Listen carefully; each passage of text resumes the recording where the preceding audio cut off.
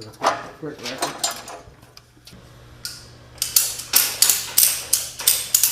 More.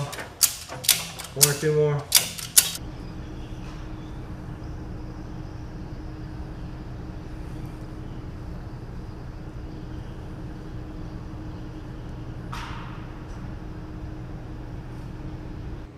Charging is complete.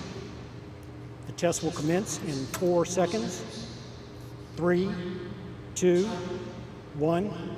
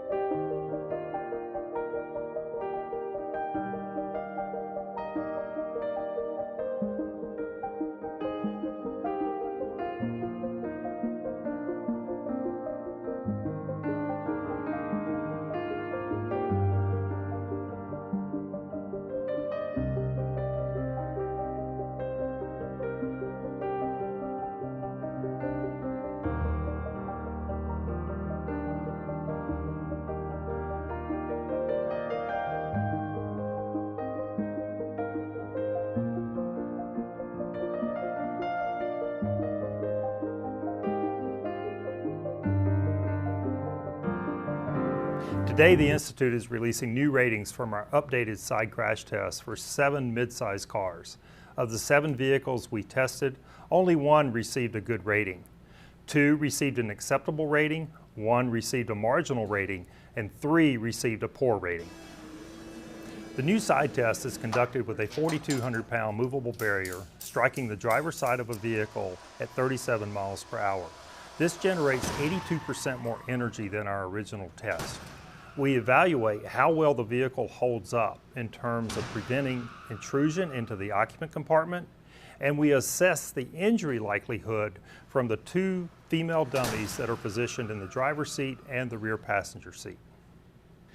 Vehicles that sit lower to the ground, such as a sedan, are at a disadvantage in this particular test, as the barrier strikes higher on the door. However, it is important to recognize that the test was designed to reflect real-world crashes, where an SUV or a pickup truck with a taller front end may strike another vehicle. The Subaru Outback was the only vehicle to receive a good rating. The Hyundai Sonata and the Volkswagen Jetta received acceptable ratings. The Subaru Outback was the best performing vehicle in this particular round of tests. The vehicle had very little intrusion into the occupant compartment, as the structure of the vehicle held up reasonably well. The head and neck of both the driver and the rear passenger were also well protected by the airbags.